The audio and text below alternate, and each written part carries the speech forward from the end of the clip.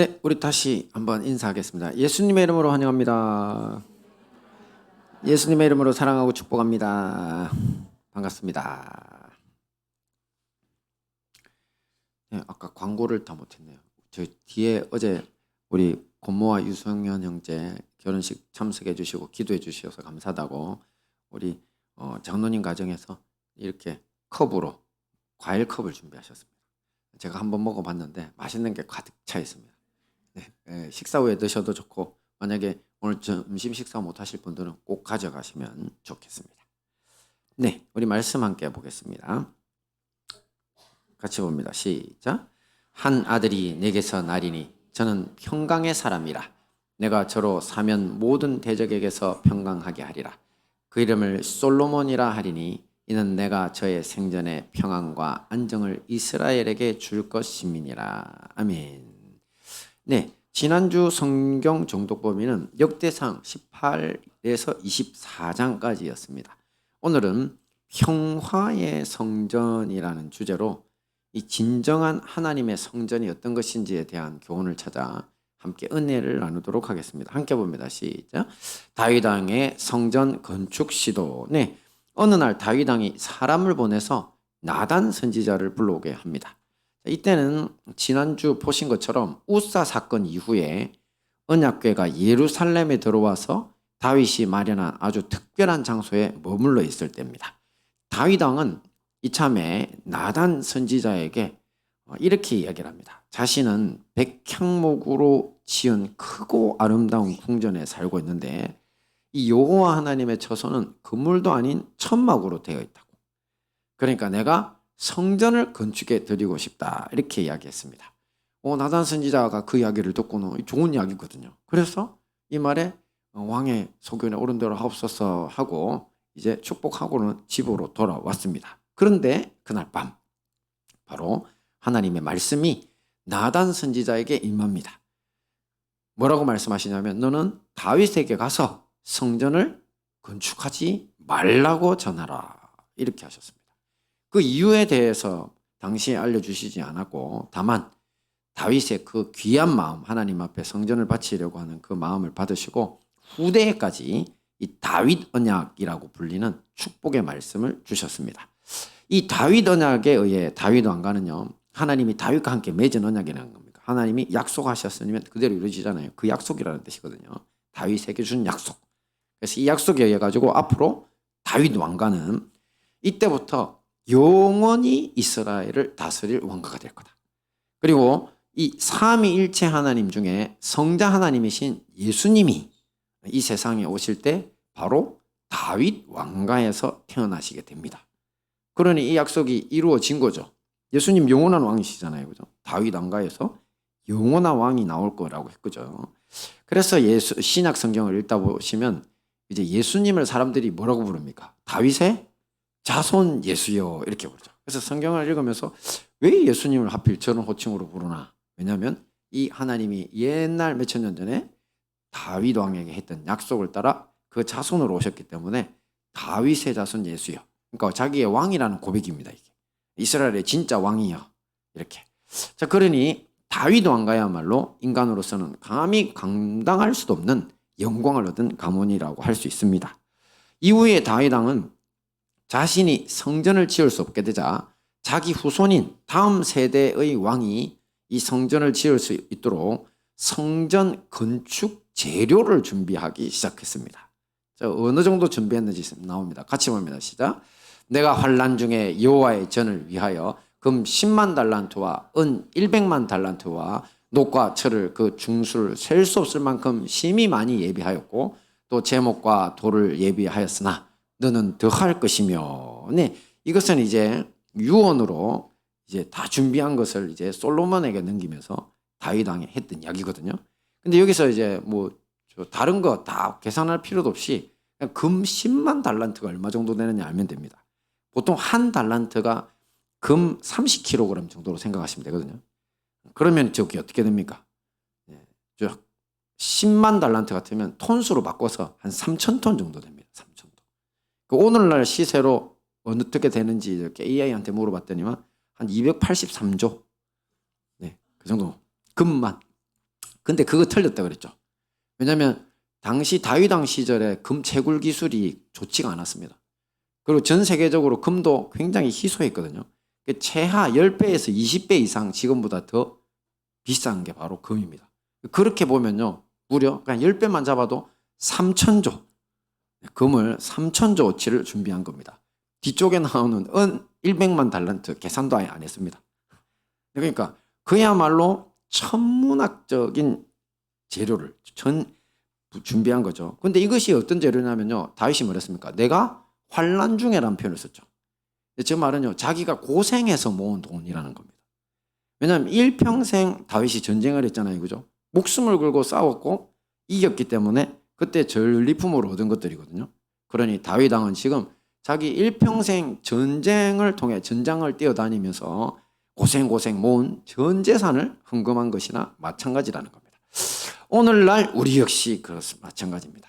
우리 대에 이루고 싶은 일이 있지만 주께서 노라고 하실 수 있는 일이 각 가정마다 또 우리 교회도 있을 수 있습니다.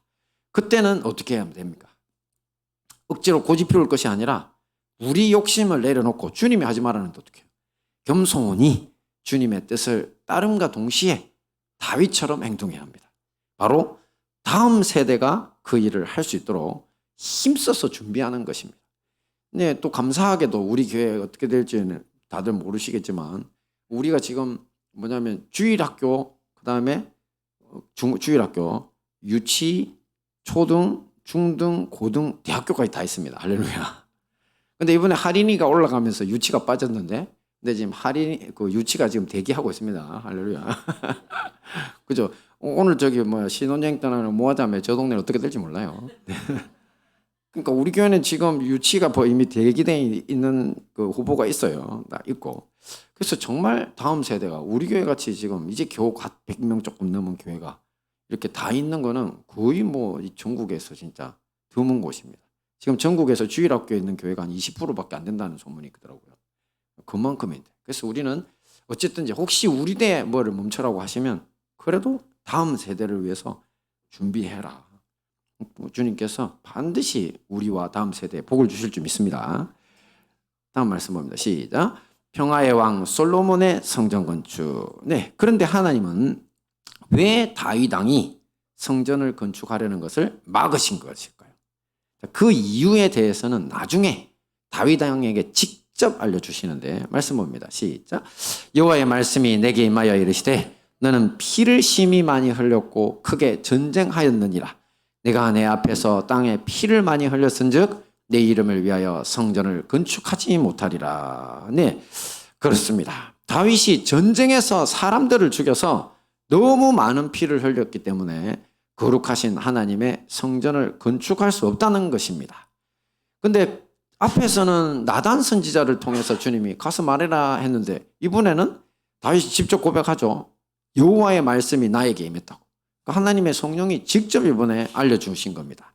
그것은 아마도 다윗 왕이 계속 하나님께 기도하면서 쫄랐기 때문입니다. 주님, 제가 지으면 안 되겠습니까? 왜 못하게 하십니까? 그러니까 주님이 직접 알려주신 것이라는 거죠. 대신에 하나님은 다윗의 아들이 성전을 건축할 것이라며 그 이름도 지어주시고 복을 주시겠다고 약속하셨거든요. 함께 봅니다. 시작. 한 아들이 내게서 나리니 저는 평강의 사람이라 내가 저로 사면 모든 대적에게서 평강하게 하리라. 그 이름을 솔로몬이라 하리니 이는 내가 저의 생전에 평안과 안정을 이스라엘에게 줄 것임이니라. 그렇습니다. 이렇게 태어난 아이의 이름이 뭐다고요? 솔로몬. 평강이 바로 평화라는 뜻이거든요. 그러니까 영어로 평강, 평화는 피스다. 그죠? 그러니까 사람들이 지금 이스라엘 사람들의 인사말이 샬롬이거든요. 근데 샬롬하고 솔로몬 발음 비슷하죠.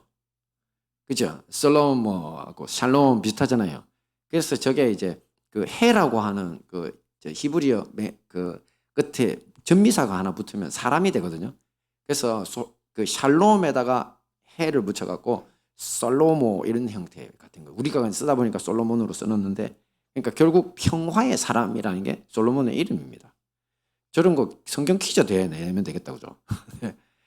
그러니까 솔로몬의 이름 자체가 바로 평화의 사람이라는 겁니다. 자, 이런 사실을 종합해 보면 하나님은 다윗 왕은 기뻐하셨지만 그는 전쟁의 사람이라서 하나님의 성전을 지을 수 없다. 대신에 그의 아들 솔로몬은 처음부터 예비된 평화의 사람이라서 하나님의 성전을 짓게 된 것이라고 할 수 있습니다. 사실 인간적 시각으로 보면 이게 뭔 소리래 싶죠, 그죠? 잘 이해 안 됩니다. 근데 혹시 여러분 팍스 로마나라는 말 들어보셨나요? 팍스가 바로 피스, 평화입니다, 평화. 근데 로마는요, 로마나라는 거, 로마입니다, 로마. 저 글자가 헬라가 아니라 라틴어거든요, 라틴어. 그래서 저거를 이제 지금 패러디 해가지고 팍스 아메리카나 그렇게 이야기합니다.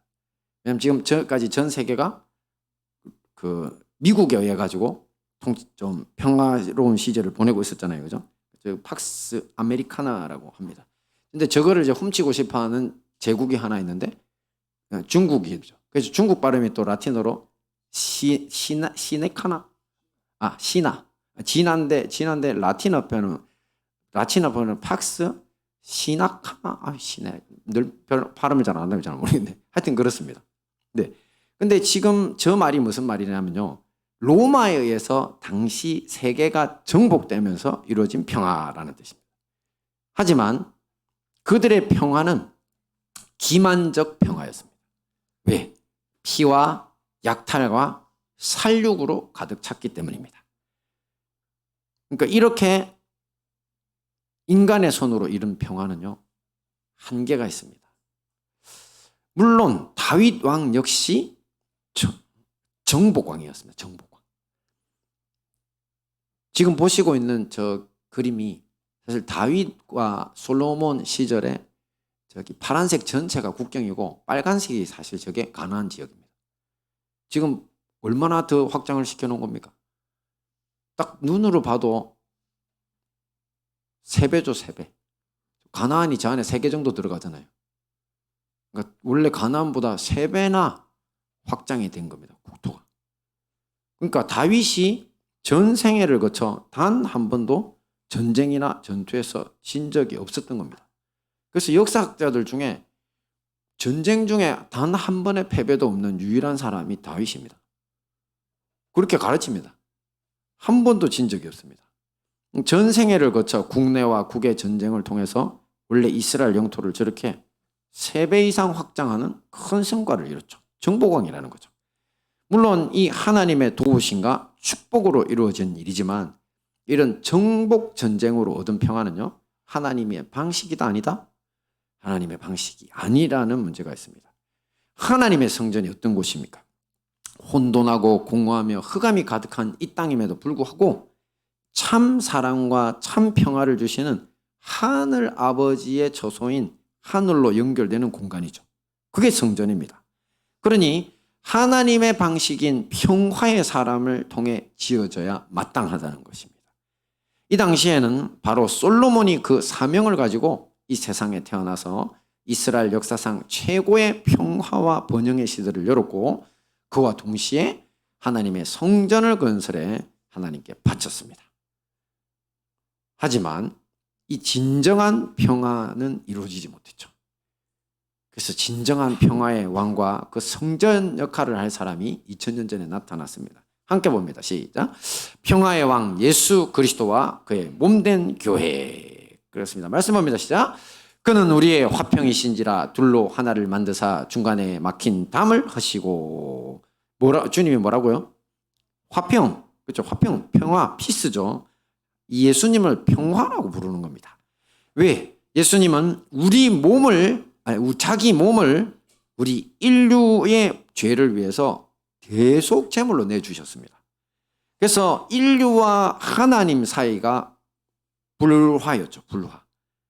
그래서 하나님이 모세에게 그 시내산에 있을 때 너만 올라오라고 다른 애들이 올라오면 다 죽는다 그러셨잖아요. 맞잖아요. 시내산도 지도자들인데도 이 경계까지밖에 못 오고 만약에 여기를 돌파해서 나한테 올라오면 다 살에 맞아 죽을 거라고 했거든요. 화살에. 하나님이 쏘는 살에. 왜? 하나님하고 인간은 원수라는 겁니다. 인간들은 죄악 덩어리고 하나님이 원래 창조하신 그 거룩함을 저버렸기 때문에 어린아이나 뭐 다 그 전도서를 보시면 어린아이 때부터 미친 생각을 품고 평생을 산다 그랬잖아요. 인간들은 다 죄인들입니다. 그러니까 하나님하고 원수입니다. 원래 죽인다 그러겠어요. 옷 들어오면. 그러니까 하나님과 원수 관계인데, 그런데 누구를 통해서 이게 해소됐다고요? 그렇습니다. 예수님이 인간을 위해 대신 죽어 주심으로써 이제 평화가 이루어진 겁니다. 하나님과 인류 사이에. 그리고 사람과 사람 사이에도 우리 분열 자체죠. 이 죄악과 분열의 담을 다 흘러 주셨습니다. 그런데 이 모든 것들이 다 성령 받은 사람들을 통해서만 이루어지죠. 자, 총칼로 다른 사람들의 피를 흘려 얻은 평화가 아니죠. 그죠? 바로 예수님이 자신을 희생해서 자기의 피로, 남의 피가 아니라 참되고 영원한 평화로 가는 길을 우리에게 열어주신 것입니다. 그래서 이것을 믿고 예수님 앞에 온 인류가 헌신하면 온 인류는 싸울 일이 없어집니다. 온 인류가 크리스찬이 되고 온 인류가 하나님 앞에 평화로워지고 사람과 평화로워지면 우리가 싸울 일이 없어요. 하지만 인류는 지금 그 길을 가지 못하고 있죠. 오히려 주님께로 더 멀어진 사람들이 더 많죠. 자, 그리고 이제 이 사명을 예수님께서 시작을 하셨는데 이것을 끝까지 해낼 사람들이 있으니 그 존재들이 누구냐? 바로 교회입니다. 교회. 함께 봅니다. 시작. 너희 몸은 너희가 하나님께로부터 받은 바 너희 가운데 계신 성령의 전인 줄을 알지 못하느냐? 너희는 너희의 것이 아니라 값으로 산 것이 되었으니 그런즉 너희 몸으로 하나님께 영광을 돌리라. 아멘. 저기 보면 성령의 전이란 말은 성령이 거하시는 성전. 그죠? 그러니까 사도 바울은 고린도 교회 성도들의 몸이 지금 고린도에 이야기한 거거든요. 바로 하나님의 성령이 머무시는 성전이라고 합니다. 이것은 진짜 당시에 이 하나님의 말씀을 아는 구약 성경을 아는 사람들이 들어도 정말 신비한 이야기고 또 그리고 우리 신앙생활 전체를 관통하는 이 핵심 진리거든요. 하지만 정말 이게 제대로 이해된 사람이 몇이나 될까? 자, 왜 그러냐면요. 원래 사도 바울은 유대인 출신이거든요. 우리가 유대교에서 기독교가 나온 겁니다.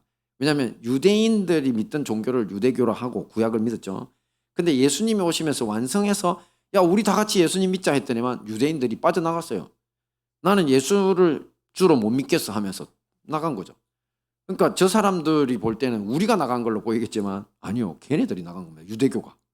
왜냐하면 원래 모세의 전통, 아브라함의 전통이 예수님을 통해서 이루어졌으니까 여기에 따르면 될 텐데 오죽하면 그 유대교인들이 어떻게 했습니까? 예수님을 십자가에 못 박은 사람들이죠.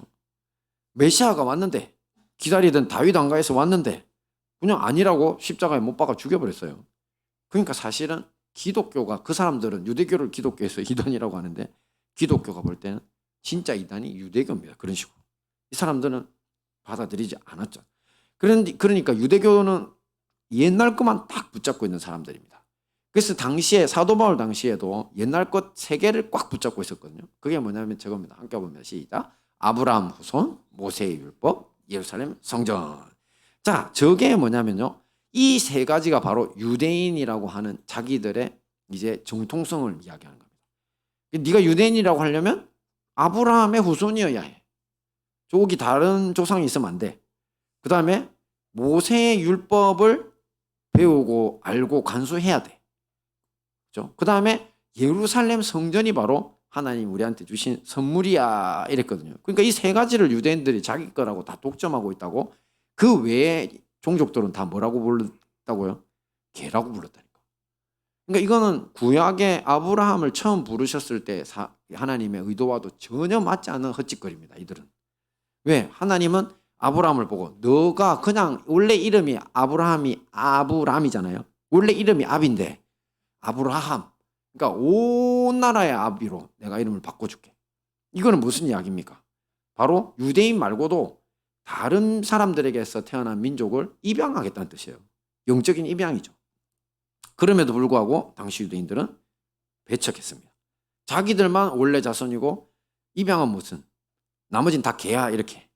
참으로 악한 행동인 거죠. 정신 상태인 거고. 자, 그런데 그러다 보니까 이들은 저 세 가지를 지키기 위해 목숨을 걸었었거든요. 당시. 목숨을 걸었습니다. 근데 물론 역사적으로 하나님이 다 부셔버렸죠.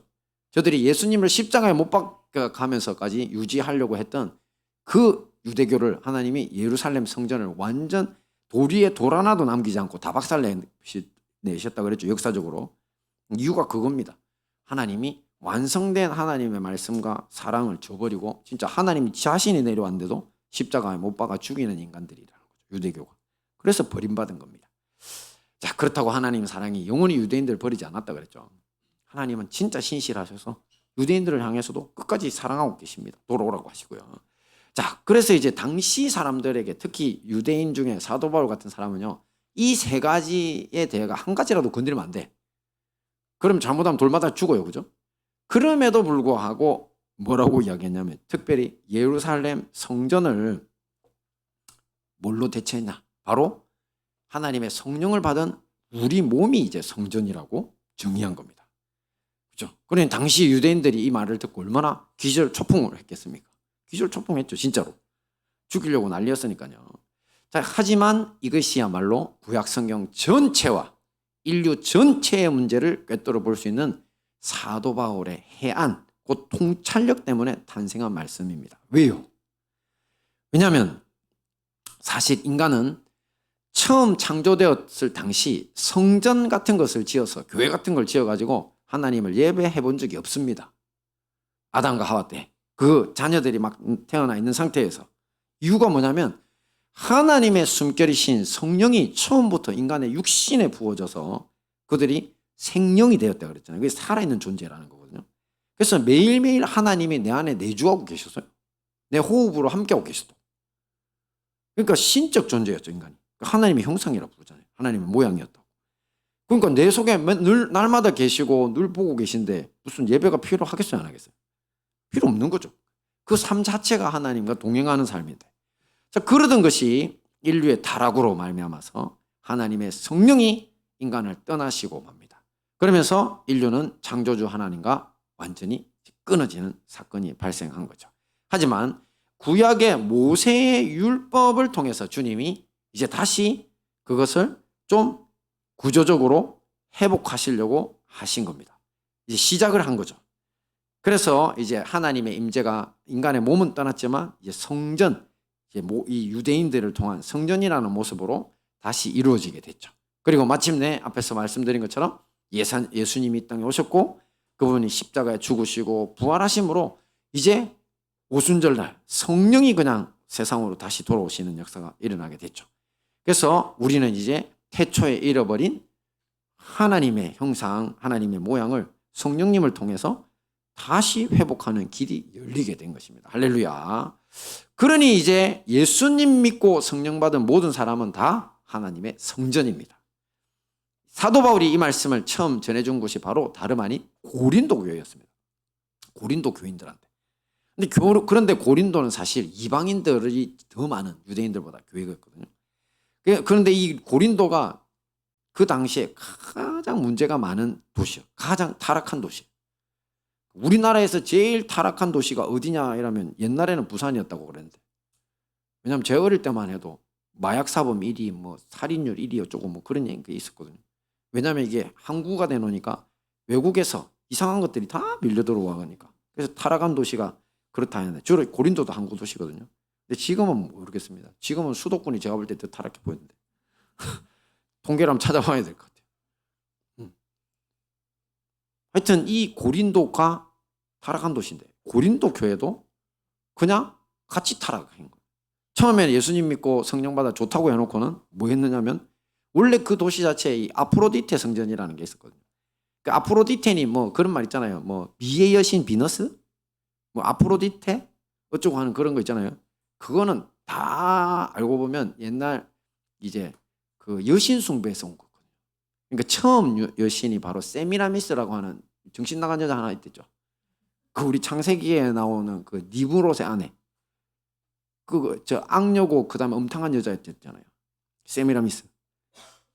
걔가 남편 독살하고 그다음에 다른 남자들하고 놀아나다가 애를 베니까 뭐라고 했냐면 남편이 부활을 하는데 내 뱃속으로 돌아와서 부활한다고. 근데 그걸 세상에 사람들이 믿어가지고 그래 그 낳은 자식이 다무스거든요. 그러니까 부활한 니무롯이고 그다음에 이제 그 태양신이고 그럼 지는 뭐예요? 아들하고도 이제 뭡니까? 결혼합니다. 그래놓고는 세미라미스가 계속 여신의 자리에서, 왜냐하면 신의 엄마잖아요. 그럼 신의 아내잖아요. 그죠? 그래가지고 그 이후에 나온 이름들이 아세라, 세미라미스 비슷하죠. 그 다음에 저기 그 비너스나 뭐 아프로디테나 하여튼 여신이 어쩌고 저쩌고 하는 것들은 다 그쪽 계열입니다. 하는 짓도 똑같습니다. 자꾸 이제 여신의 과거를 이야기하네. 자, 그러니까 이제 이런 성전이 로마에서 제일 큰 게 있었습니다. 그러니까 성적으로 타락하고 영적으로 타락하고 난리였는데 고린도 교회가 휩쓸려 들어가 버린 거죠. 그야말로 고린도 교인들도 엉망진창이었던 거죠. 교회적으로 뭐 바울파다, 아블로파다, 베드로파다, 뭐 그리고 나는 그리스도파다, 뭐 정신 나간 소리를 하는 사람들 때문에 극심한 분열이 일었고요.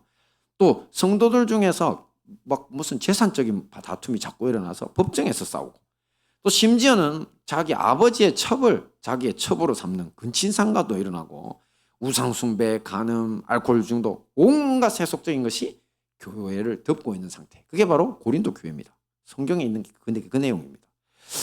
자, 사도 바울은 이렇게 악한 도시에서 악한 영향력으로 인해서 교인들 간의 평화가 깨지고, 하나님과의 평화가 깨지는 것은 당연하죠. 하나님 죄 지으면 하나님과 평화가 깨집니다. 여러분, 인간이.